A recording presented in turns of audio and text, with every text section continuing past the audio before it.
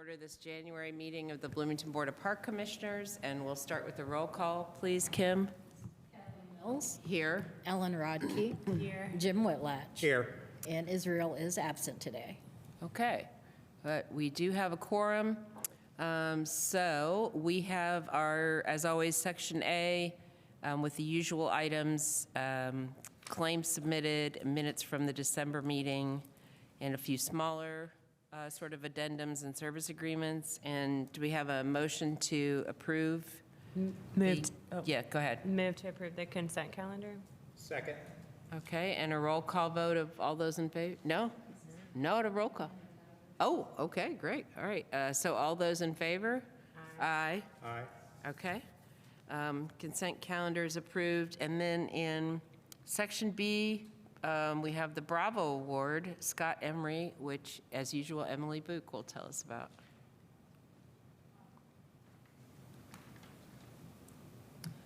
Good evening, everybody. Emily Book, Community Relations Coordinator, and we would like to recognize Scott Emery with the January Bravo Award. I would like to recognize Scott with the January Bravo Award in recognition of the extensive time and effort he puts in at Rose Hill and White Oak cemeteries. Scott volunteers to help repair and restore old monuments at both of these city-owned cemeteries. He applies for new headstones for veterans who are buried there, who either need new headstones or who have never had one. In this same vein, he helps organize the Wreaths Across America volunteer effort that lays wreaths on every veteran's grave every December. He also teaches others about restoration methods at the Monroe County History Center workshops so that others can learn about how to preserve and honor our local history. Scott has been volunteering so long that his efforts predate Amy, myself, and Jacqueline, which I think is the true mark of a dedicated volunteer. We are very grateful for Scott's efforts to help honor those who have come before us. All right. Great. Well, thank you, Scott. He's not here this evening, or? No. Okay. Okay. Well, we'll say thank you, Scott. Thank you. Yes, especially for that expertise of restoring the graves. Yeah, it's amazing. Okay. All right. And then into Section C, the other business. First up, since it's January, we have the election of 2026 officers. And I guess we need someone to present our slate of, I can do that? Yes, okay. I wrote them down, yeah. Okay, so I would move Kim Clapp as secretary, me, Kathleen Mills, as president, Ellen Rodkey as the Plan Commission representative, and Jim Whitlatch as the liaison to the Parks Foundation. Is that, do we have, yeah? Is that everybody? Okay. Second. Okay. And all those in favor? Aye. Aye. All right. Motion is carried, so we have the officers for the new year. And then in C2, we have Resolution 26-01, the non-reverting budget, which Tim will tell us about. Oh, no, that's for D. The presentation for D. Good evening, Commissioners. Tim Street, Director of Bloomington Parks and Recreation. Nice to be here with you, and Happy New Year. Our first resolution of the few that we do in a year is 2601 to appropriate the non-reverting fund. We do this every January with you.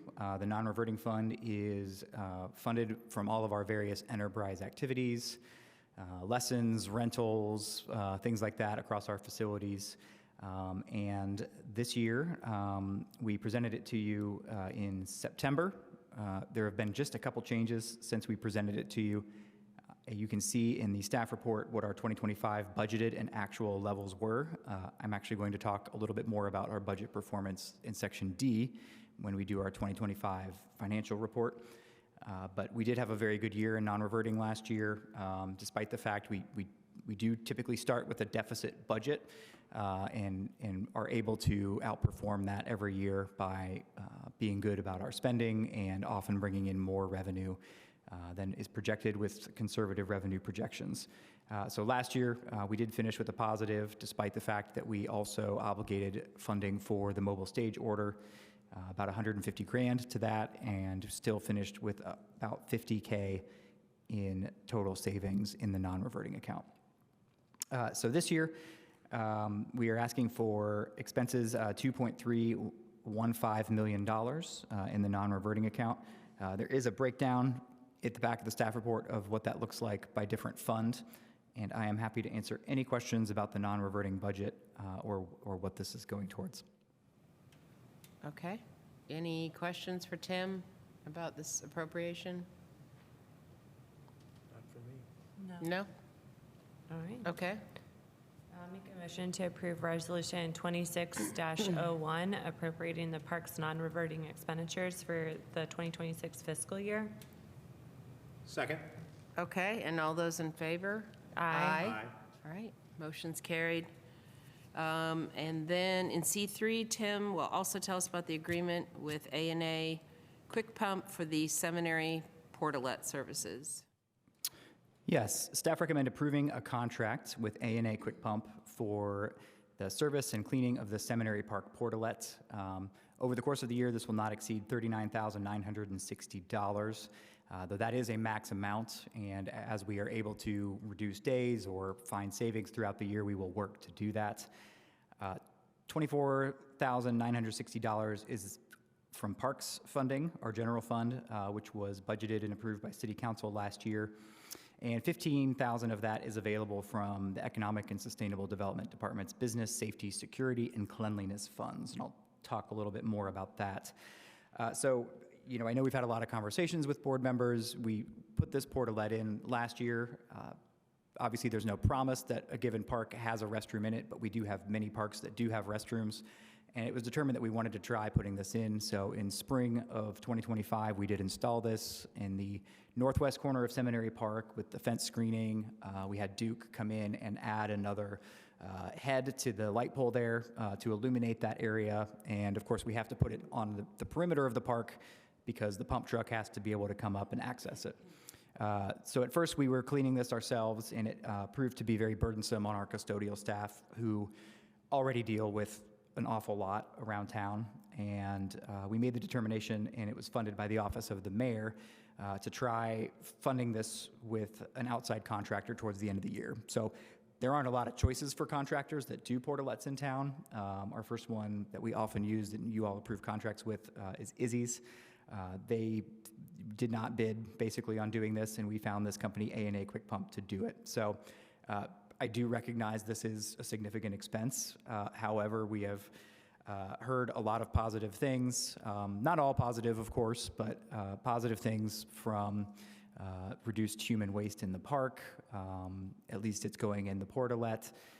And particularly from other businesses in the area, we've heard really positive feedback. And because of that is why we're getting the funding from the ESD Business, Safety, Security, and Cleanliness funds. It's a park amenity. It is serving people in the park, but it is also serving a much broader area of the south side of downtown by being present there. So I'm not convinced this is our long-term solution, and I'm happy to continue to revisit this as we talk about this, especially as we look at 2027 budgeting in the spring, late spring, and summer this year. I'm happy to have conversations with the board about that and where we think this should go. Brian Giffen, the city's homelessness response coordinator, is also here this evening, and he can speak to the broader issue as well if there are questions about that. But tonight we are asking for approval of this contract, and happy to have discussion as needed. Okay, any questions or comments for Tim? I've got a couple questions and comments, I guess. And I certainly think that restroom facilities where we need them is important, and there's not other restroom facilities around there. I have talked to some of the neighboring businesses, and they feel that this is extremely important to what they're, that it's made a difference for their businesses. I guess my question, and you said you'd get into it more, but what are the ESD funds? So yeah, I talked to Jane Cooper-Smith, who is the department head for Economic and Sustainable Development. They have a fund that is specifically earmarked to help mitigate the effects of homelessness on businesses. around town. And so making a commitment from that fund to recognize that, yes, this is serving the park and it lessens the impact in the park, but it's also serving businesses in that area, as we've heard. I talked to her and was able to get that commitment of funds so that it doesn't fall completely on the park's budget to maintain this year. Okay. And I think that's helpful and important because it seems to me that this isn't just the parks. Really, it's a service that we're providing to that whole community area down there, and it's really not just for the parks. So I think having the funding come from somewhere else is important. I do think, and this is not, I'm sure that the company is earning every penny of doing this. I certainly wouldn't want to do it, but it's a lot of money to dedicate to one porta potty in one location, and I guess my concern is spending that much money for one portalet in one location for us.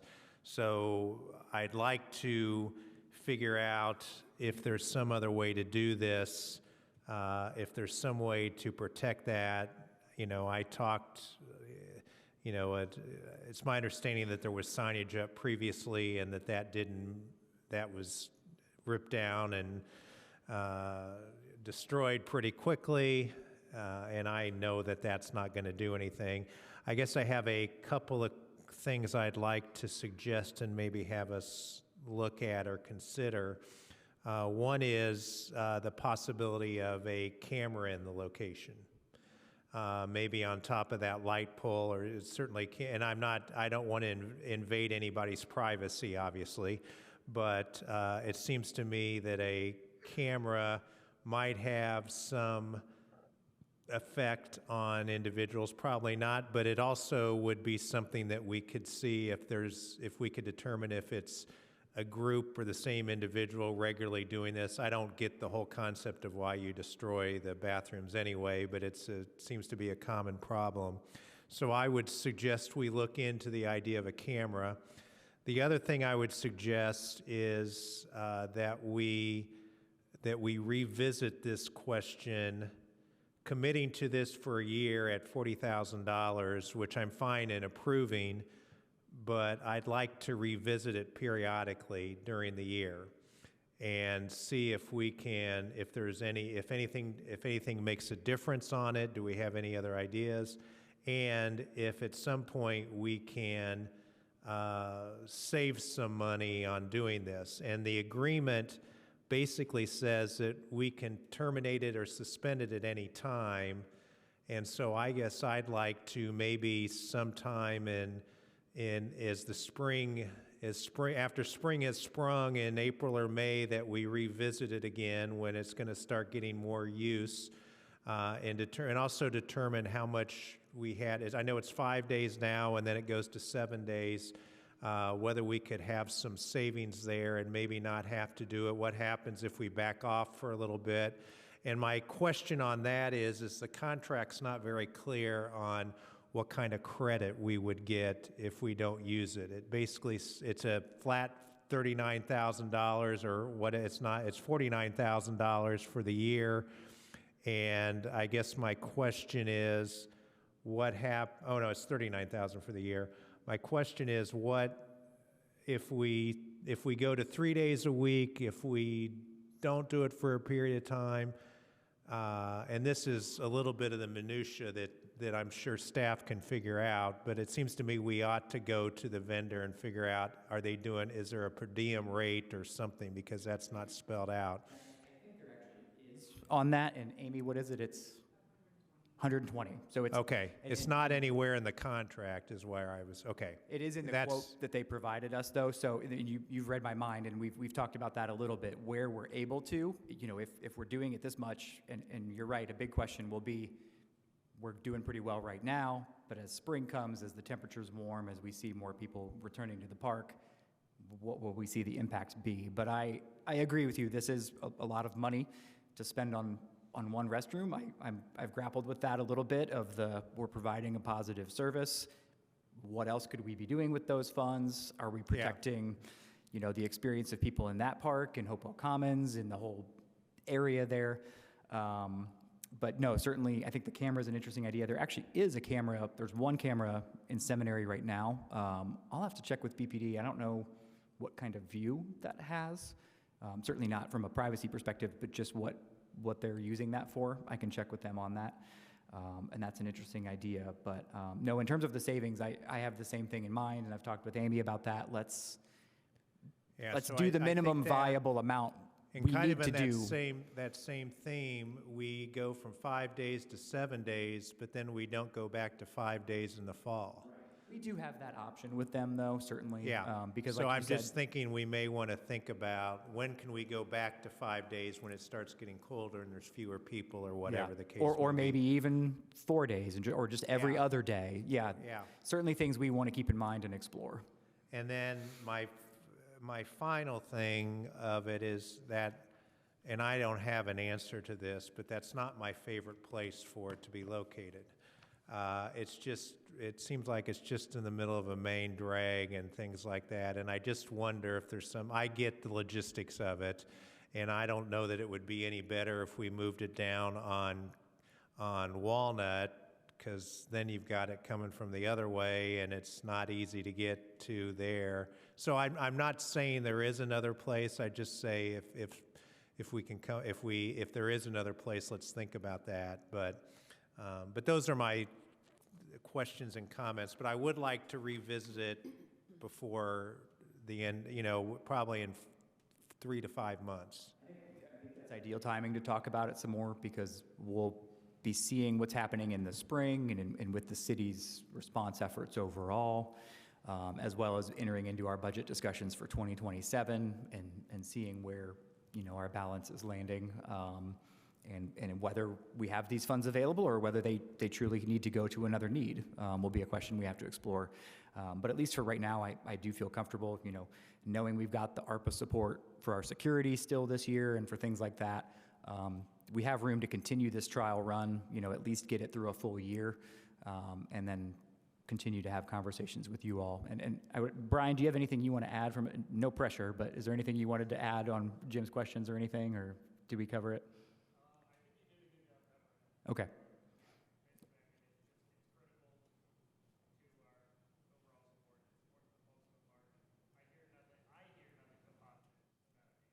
Okay, so for those online, Brian just said he's heard a lot of positives and thinks it's critical to the overall response right now. But I do know as part of the greater homelessness conversations too, there are ongoing questions about downtown and restrooms and things like that that are continuing to be explored that may provide another option in the future as well. That brings up another comment that maybe for Brian is that I know that the problem with it is, but I'm right by the 4th Street parking garage, and I'd say 90% of the time those bathrooms are not open. And I know it's because they've been vandalized, and they've been open a lot more recently than they used to be. And I understand it's the same problem we're having here, but Yeah. I don't know what the solution is. Well, and unfortunately, one of the challenges of having a more permanent plumbed restroom facility is that it's actually much more susceptible to vandalism that can take it out of commission for a long time versus a portalette. So Tim, this cleaning 5 to 7 days, I mean, I know cleaning a portalette depends a lot on the location and the weather and the use and everything, but like in some of our other portalettes, would it be more like they'd get cleaned out once a week? Would that be a more typical, like the one that's on Woodlawn? sometimes the Griffey Bryant Park? one gets busy. We have to do a couple cleanings Okay. and pumps a week. So typically that service is, a pumping and a basic cleaning. Right. What's ending up happening at this one is there's other things in it that have to be pulled out before it can be pumped, or needles, or you name it, other Right. messes, graffiti, things like that. We were leaning on our custodial staff on that at first. They have such a breadth that they need to cover, that having that concentrated need there, and the severity of the need was really hard on them. So I view this as an investment in our staff as well, and Right. Protecting their time and what they're having to deal with. Okay. All right, any other questions or comments for Tim or Brian? Okay. All right, so do we have a motion on the C3 agreement with A&A Quick Pump for the seminary portalet services? Sure, I'll move to approve the agreement with A&A Quick Pump. Second? All right, and all those in favor? Aye. Motion's carried. Thank All you. right, thanks, Tim. And then C4, Amy Lanebeck will tell us about the agreement with Centerstone for the 2026 partnership services. Good evening, Amy Lionback, Operations Coordinator. I am here to recommend that you approve the agreement with Centerstone of Indiana. The total of the agreement is $538,000. That is $381,000 for Public Works and $147,000 for Parks and Rec. And that Parks and Rec is split between a crew that goes to different parks on a rotation and then a switchyard staff support at the restroom building at Switchyard. There are different coverage and hours depending on the time of year, so we kind of ramp up and then go down in our need. But this has been a really helpful addition to our staff and what they're able to do. This crew has really helped us extend our reach and be able to cover more ground and have more boots on the ground daily, so it's made a big difference. And I'm not sure, it probably doesn't say, because I'm sure it would vary, but how many people typically would be involved in the program? So I think that, let's see, I did have it here. There is a 3-person crew on the rotational group, and then at Switchyard it is 1 to 2, depending on the timeline. Okay. I believe. Is that right, Sean? Yeah. Okay. All right. Is there any need for, if we had, I'm not sure how to ask this, but is there a possibility that we could use additional services from them or from somebody else that would do the same type of work? I know money is a factor, but are we having a hard time keeping them busy, or could we keep 10 more people busy? I think it's a good use right now. Part of it is just finding reliable people that will come and do this job. They have lots of candidates, but not necessarily people that will show up and do a consistent job. So they've been able to maintain this number well. So I think that would be a concern, is just not being able to find enough people that are going to show up and do a good job every day. We definitely have lots of work. I don't think that's an issue, so there's always something for them to do and help out with. So, yeah. Yeah, so I guess if there's plenty of work, my other question would be, are there any other types of agencies or organizations out there that could supply people that could do some of this in some fashion? I think this program is considered a pilot program that they are trying to really develop, and then hopefully other places will employ the Centerstone employees. I know they want to expand and have other, clients, like the city is their client, so they're looking to partner with other employers in the area so that they can add more jobs. I don't know if there are other groups that have the workers that want to do the supported employment, but it's definitely a working partnership model that is having lots of success, and we're hoping that will expand on both sides. Thank you. Okay, all right, any other questions for Amy? No. Okay, I'll make a motion to approve the agreement with Centerstone for 2026 partnership services. Second? all right, all those in favor? Aye. All right, that motion is carried. And then C5, Amy will also tell us about the renewal with MSI for the New Year security services. Yes, so this is a renewal of our contract that expired in 2025. We had a great experience with MSI. It's a good working partnership. We've been meeting with them quarterly to talk about any issues and clarify things and just strengthen our communication with them. So we're really happy with what the service that they're providing, and we built it into the original contract that we could renew it several times. So we are wanting to renew for 1 year the contract as it was. So that's an hourly rate of $28.69, holiday rate of $43.04. We generally have one officer, 7 to 9 p.m., and then 9 p.m. to 2 a.m., there's 2 officers. And then there's an officer at Switchyard Park only from 5 p.m. to 4 a.m. That's year-round. There are 4 holidays that they do not work. So, yeah, happy to answer any questions about this one.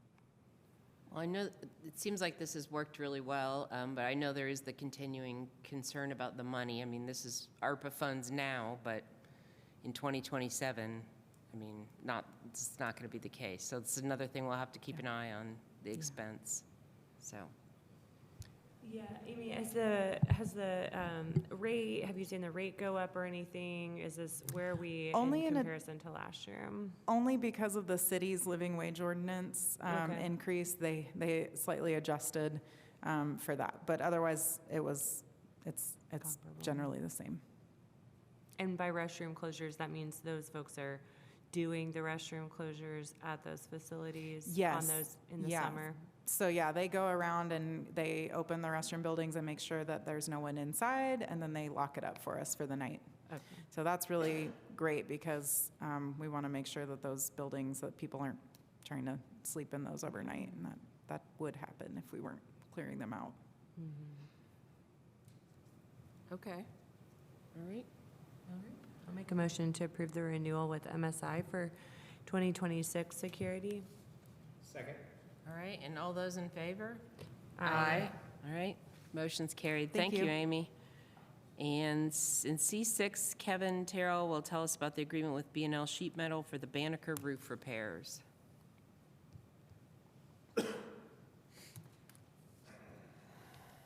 Thank you all. Kevin Terrell, the Program and Facility Coordinator for the Banneker Community Center here.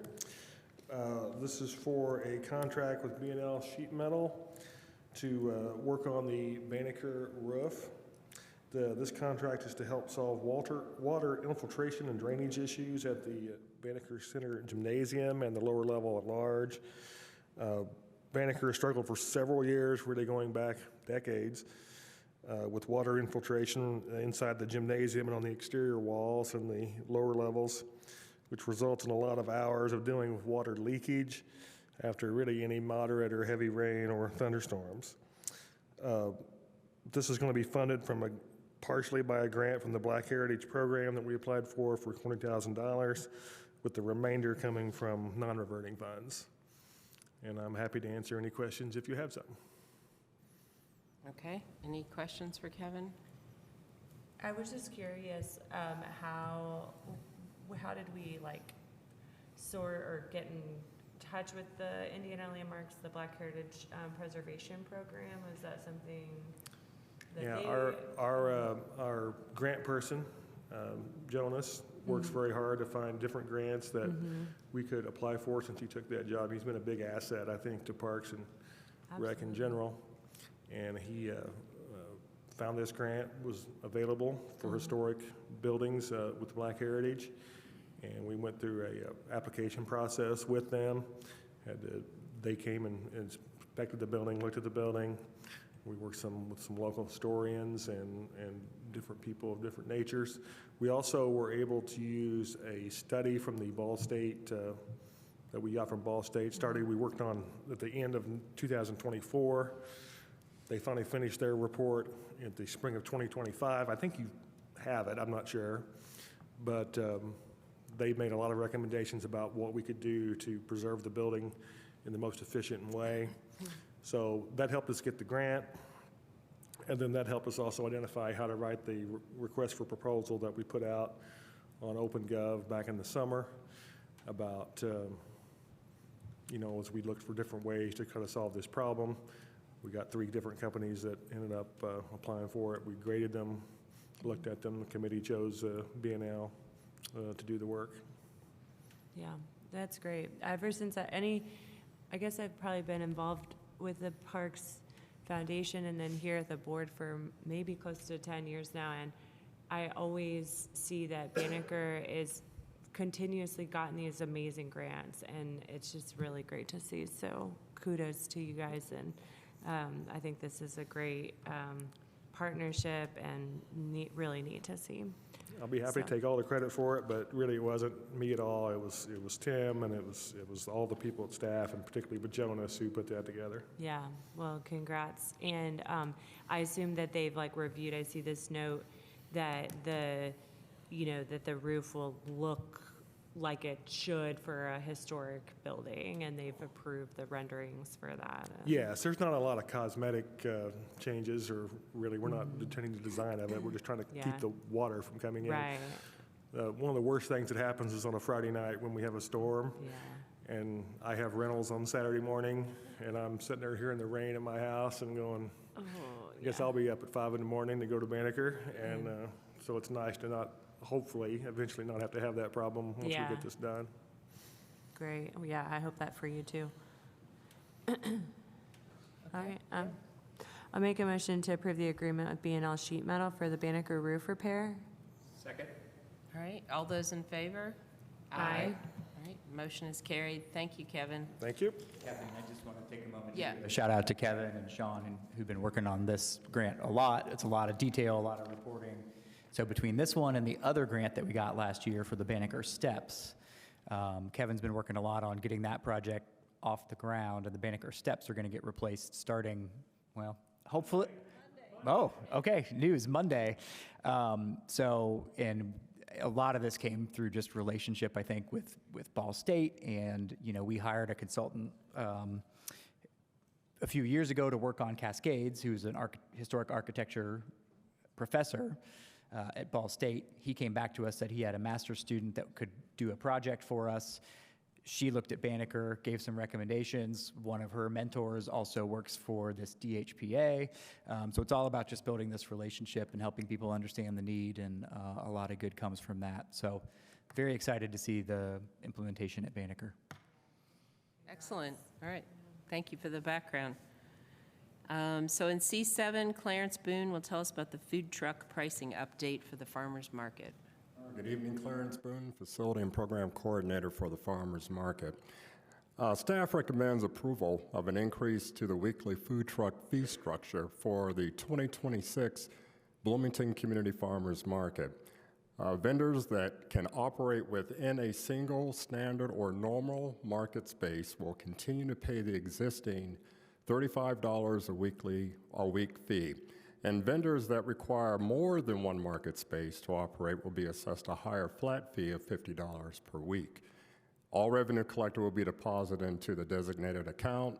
And in addition, applications for food and beverage vendors will open they have opened already, but we had set a deadline of January 21st, and they'll run through February the 20th.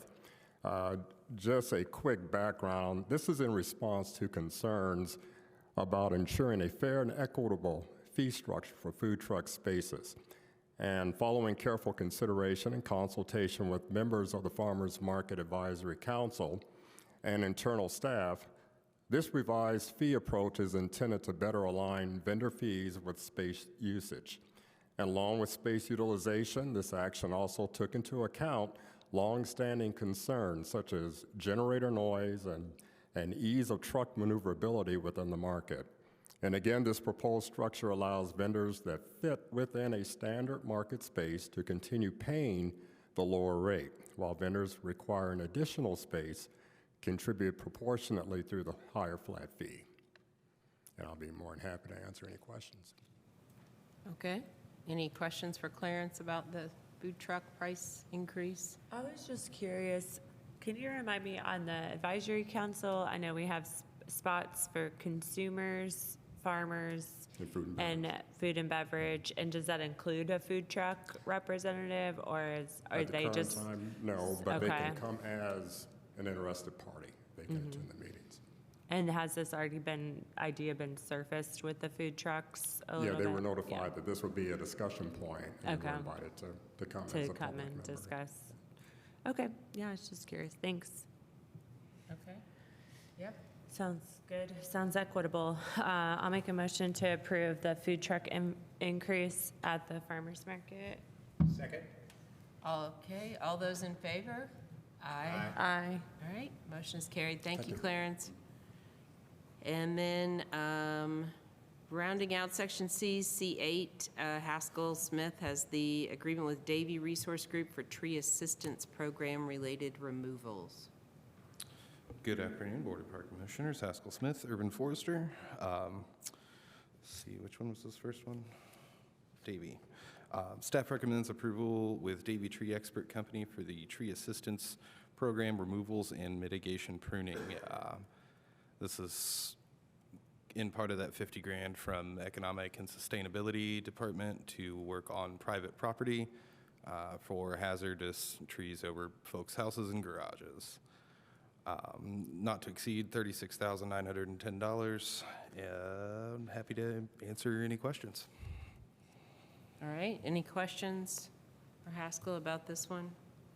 No, so you have 15 folks that were selected for tree help, like assistance with tree removal?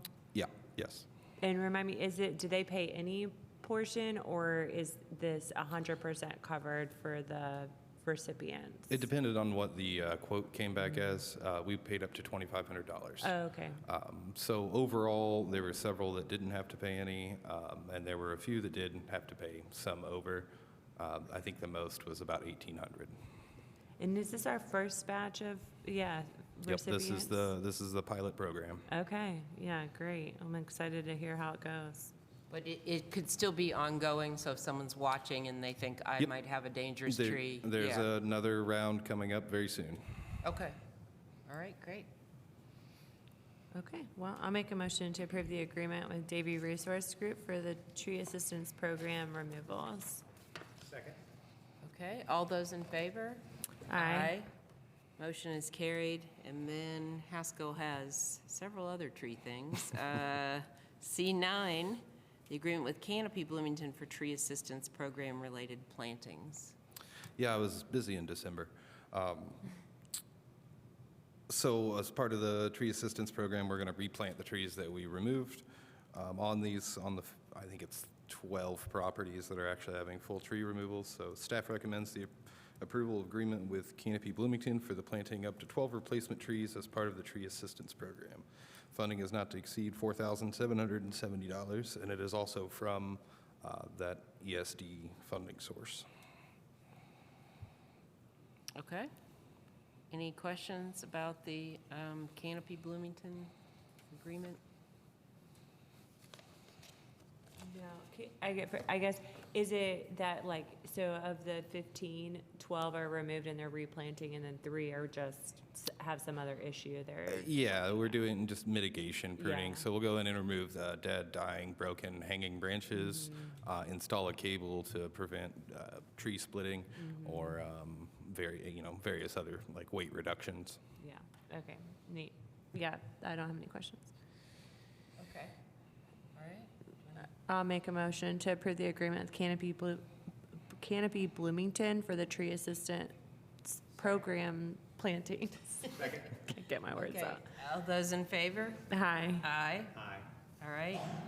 So that C9 is carried, and then in C10 is the agreement with J.R. Ellington for 2026 hazard tree removals. Staff recommends approval of a service agreement with J.R. Ellington Tree Expert Company for the removal of hazard trees pruning or hazard reduction pruning in an amount not to exceed $25,000. Funding sources are general fund. This is something we've done for a few years now. This is just, we get these big storm events, or I find a tree in a backyard I don't have the equipment to get to. They can get to this in a timely fashion. Ellington's been good to work with, and the following service agreement allows me to call both, and they give me a number in a short amount of time, and I can still go with the lowest quote between the two at the least. Okay. All right. I'll make a motion to approve the agreement with J.R. Ellington for 2026 hazard tree removals. Second. All right. All those in favor? Aye. All right. C10, motion is carried, and C11, finally from Haskell's, the agreement with Bluestone Tree for 2026 hazard tree removals. Almost the same verbatim as last time, just switch in Bluestone. Staff recommends approval of service agreement with Bluestone Tree LLC for the removal of hazard trees pruning or hazard reduction pruning in an amount not to exceed $25,000. The funding sources are general funding, and again, they've been great to work with. Have pieces of equipment I dreamed to have. I think last year they cleaned a few out of creeks for us after a storm event. Okay. All right, great. Make a motion to approve the agreement with Bluestone Tree for 2026 hazard tree. Second. All right, all those in favor? Aye. Motion carried. Thanks, Haskell. Thank you. And, okay, that takes care of our Section C, and then Section D reports. Tim's going to give us a Parks end-of-year summary, kind of snapshot of things. All right, Tim Street, Director of Parks and Recreation, back with you to close out our meeting here. I'll just let you know, there's only a couple slides, if that's okay. So I just wanted to give the board a picture of how the department has finished 2025 in both the general fund and non-reverting funds, with an eye on Senate Enrolled Act 1. We've been discussing the impacts of that. It is ostensibly going back to the state legislature during this session for further review and possible amendments. There's been a lot of feedback to the state legislature about it. We know that a lot hinges regarding our future property tax distributions based on the results of Senate Enrolled Act 1. Essentially what we've experienced so far from 25 to 2026 with the act is that our property tax contributions have remained flat year over year. Other communities might be experiencing more severe impacts than that. We've certainly heard about that. And a lot revolves around the city's determinations about a local income tax that will expire in 2027 as well. What might be put back in place, if anything is going to be put back in place for that, that will have to do a lot with how the city's general fund raises funds. Parks and Rec, we finished 2025 very well, thanks in part to our staff's diligence. I really appreciate our staff who represent different budget areas being diligent in, one, exceeding revenue goals and setting revenue goals that are realistic but also conservative, so we can live up to those and bypass those throughout the year while still stretching ourselves to do more. And two, saving, recognizing that there's a need to save throughout the year.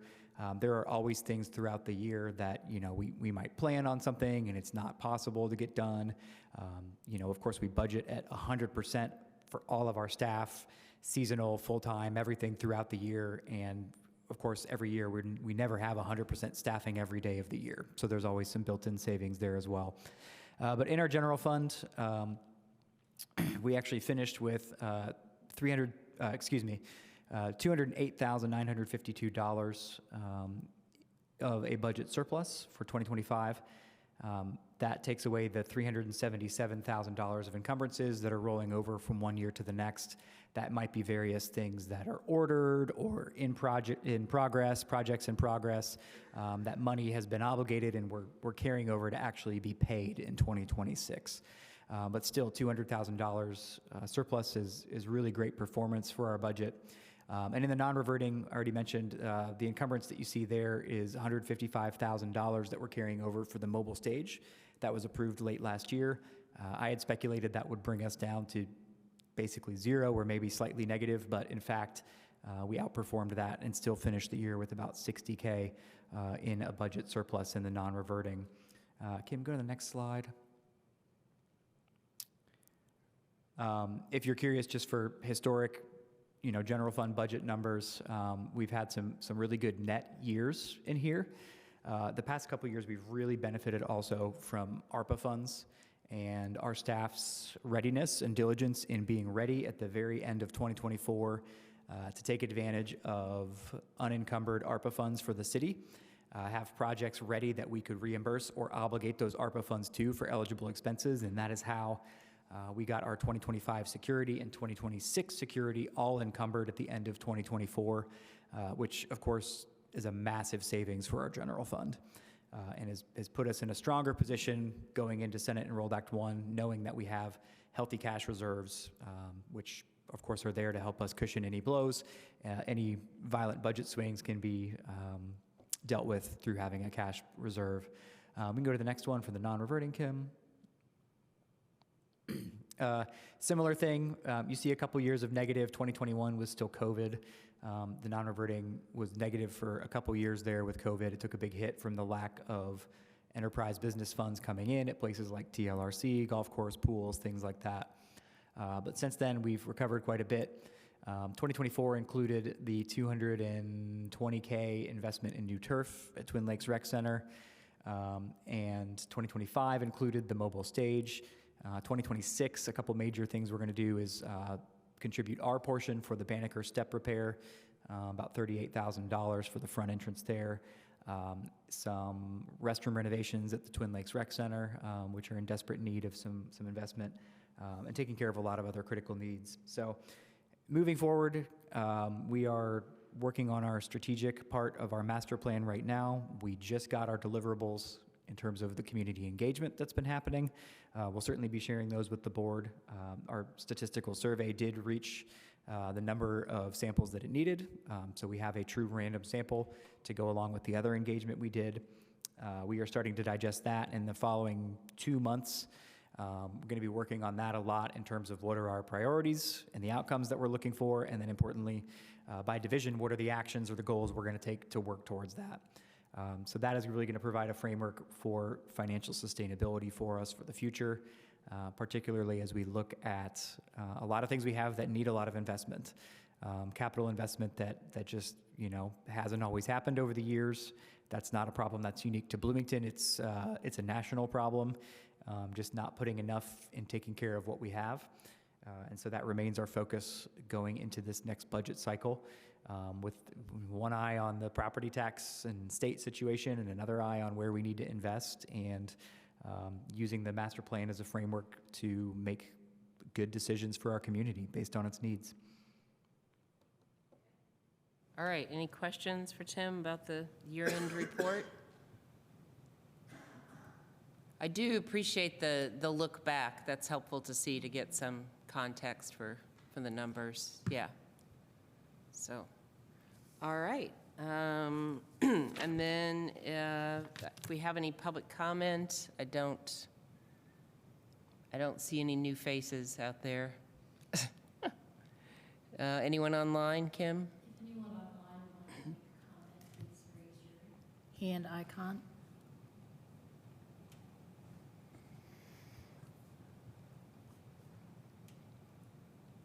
Nope. Okay. All right. Then we will go back to Tim for any announcements of future events. I don't have a lot tonight.